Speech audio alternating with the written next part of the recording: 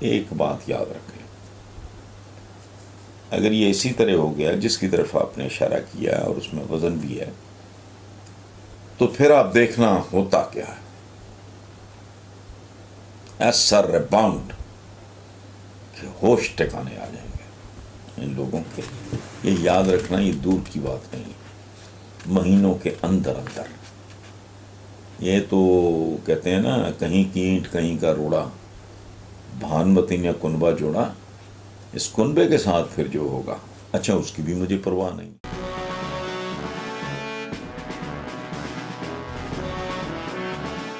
السلام علیکم ویورز. آج کا پہلا سوال ہے عابد علی عابد، اسٹوڈنٹ ہیں میس کمیونیکیشن پنجاب یونیورسٹی کے اور ورکنگ جرنلسٹ بھی ہیں. وہ کہتے ہیں جی کہ 3 وزرائے اعظم لیاقت علی خان، ذوالفقار علی بھٹو اور اب عمران خان کے ساتھ جو کچھ ہوا یا ہو رہا ہے وہ سب کے سامنے ہے. تو کیا پاکستان اتنا اہم ہے جس کی طرفداری حاصل کرنے کے لیے مغرب کسی بھی حد تک چلا جاتا ہے، یا ہم بحیثیت قوم بہت آسان ٹارگٹ ہیں؟ عامر صاحب، آپ کا سوال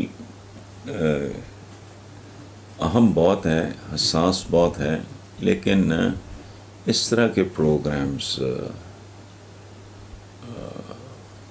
کے لیے یہ مناسب نہیں، چونکہ اس کی بہت زیادہ تفصیلات ہیں. بیسیکلی جو آپ نے بات کی ہے، مغرب کے لیے ہماری کیا حیثیت ہے، ہم کون ہیں، کہاں کھڑے ہیں، ان کے اداروں کے محتاج ہیں. آئی ایم ایف تو ایک اوزار ہے، ایک ہتھیار ہے امریکنز کا. اچھا، دوسری بات یہ ہے کہ وہ صحیح معنوں میں ستاروں پہ کمندیں ڈال رہے ہیں. ہمارا کروڑوں بچہ اسکولوں سے باہر کر رہے ہیں. تو عام شام ہم نے کیا ہونا ہے، اسٹریٹجکلی آپ امپورٹنٹ ہوں، جس میں آپ کا کوئی کمال نہیں ہے، قدرت کا کمال ہے. تو آسان ٹارگٹ تو ظاہر ہے، ہر مڑا آدمی، انڈیویجول ہو، قوم ہو، قبیلہ ہو، کوئی فرد ہو، اگر وہ کمزور ہوگا تو وہ بہت زیادہ سافٹ ٹارگٹ ہوگا. اور لیکن ایک اور پہلو بھی ہے کہ پوٹینشیل تاریخی طور پہ ہم رائیولز ہیں. صلیبی جنگیں ظاہر ہیں مسلمانوں کے اور انہی کے درمیان ہوئی. ہم تاریخی طور پہ حریف ہیں ایک دوسرے کے.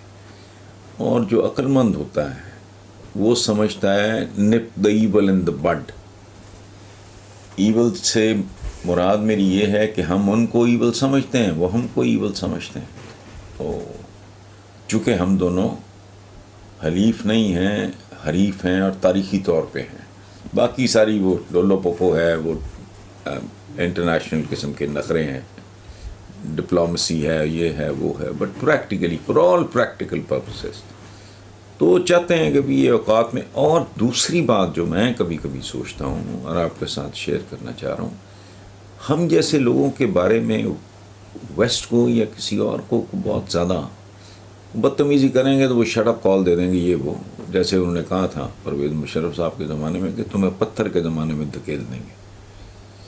ادروائز اچھا، ہمیں اعتراض کرنا چاہیے. بھٹو نے بھی قیمت چکائی.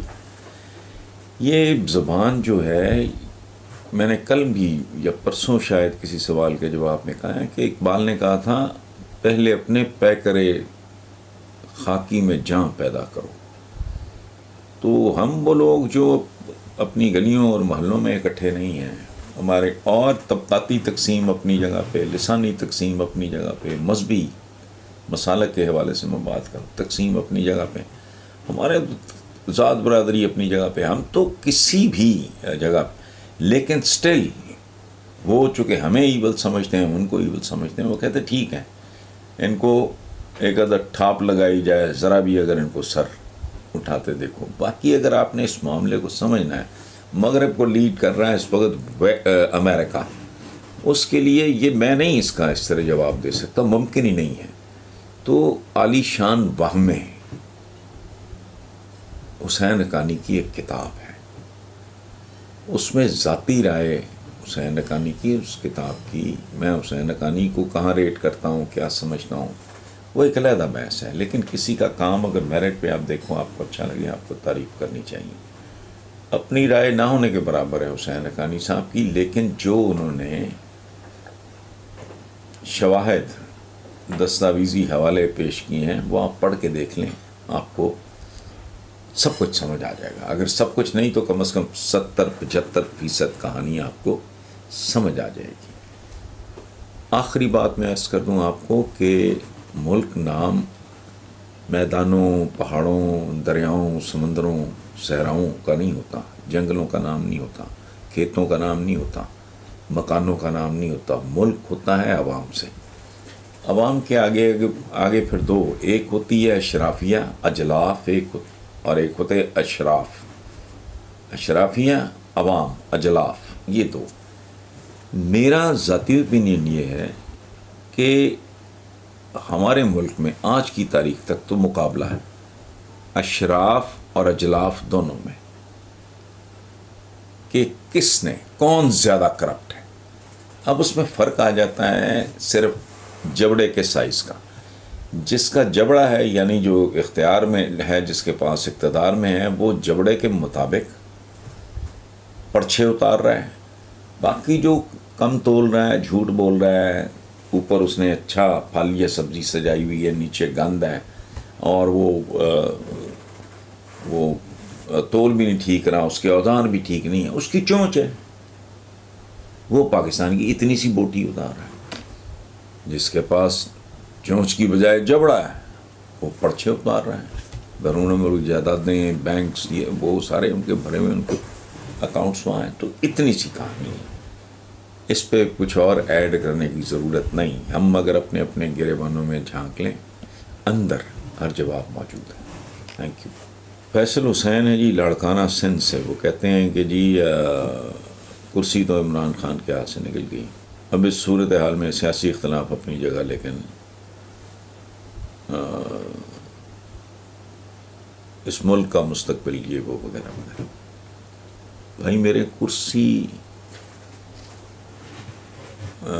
ہاتھ سے نکل گئی، وہ تو نواز شریف کے ہاتھ سے 3 بار نکل چکی، وہ پھر پر تول رہا ہے آنے کے لیے. سو کرسی آتی جاتی رہتی ہے. اصل پرابلم، اصل بات وہ ہے کہ اس رسہ کشی میں، اس کھینچا تانی میں کھدتی پھر بورڈ کے نیچے چلی گئی. ملک کا، عوام کا کیا بنے گا؟ ایک بات اور آپ یاد رکھ لیں، میں آج پریڈکٹ کر رہا ہوں، ابھی تک تو خیر فیصلہ نہیں ہوا، زیادہ امکانات یہی ہیں جس کی طرف آپ نے اشارہ کیا ہے. لیکن ایک بات یاد رکھیں، اگر یہ اسی طرح ہو گیا جس کی طرف آپ نے اشارہ کیا اور اس میں وزن بھی ہے، تو پھر آپ دیکھنا ہوتا کیا ہے. ایسا ریباؤنڈ کہ ہوش ٹھکانے آ جائیں گے ان لوگوں کے. یہ یاد رکھنا، یہ دور کی بات نہیں، مہینوں کے اندر اندر. یہ تو کہتے ہیں نا، کہیں کی اینٹ کہیں کا روڑا، بھانوتی نے کنبہ جوڑا. اس کنبے کے ساتھ پھر جو ہوگا، اچھا اس کی بھی مجھے پرواہ نہیں ہے. جس کے ساتھ کچھ ہوتا ہے مجھے اس کی بھی پرواہ نہیں ہے. میرا کنسرن وہی ہے جو ہم سب کا ہونا چاہیے، کہ اس ملک کے ساتھ، اس ملک کے عوام کے ساتھ، جن کو پہلے ہی بہت بری طرح برباد کیا جا چکا ہے، مورالٹی تک ختم ہو گئی ہے. اور یہ میں آپ کو ایک بات عرض کروں، آپ کو اکانومی کا ایک اپنا بڑا اہم رول ہوتا ہے. ساحر لدھیانوی کا ایک شعر میں آپ کو سناتا ہوں: مفلسی حصے لطافت کو مٹا دیتی ہے. مفلسی حصے لطافت کو مٹا دیتی ہے، بھوک آداب کے سانچوں میں نہیں ڈھل سکتی. یہ جو آپ کو جو کچھ نظر آ رہا ہے، یہ اکنامک کرنچ ہے جس نے لوگوں کو برباد کر کے رکھ دیا. ان سے ان کی اقدار اگر کو ماڑی موٹی تھی وہ بھی چھن گئی. تو آداب کے سانچے یہاں ٹوٹ پھوٹ گئے. تو اگر اسی ڈگر پہ ملک چلتا ہے تو پھر دیکھتے ہیں.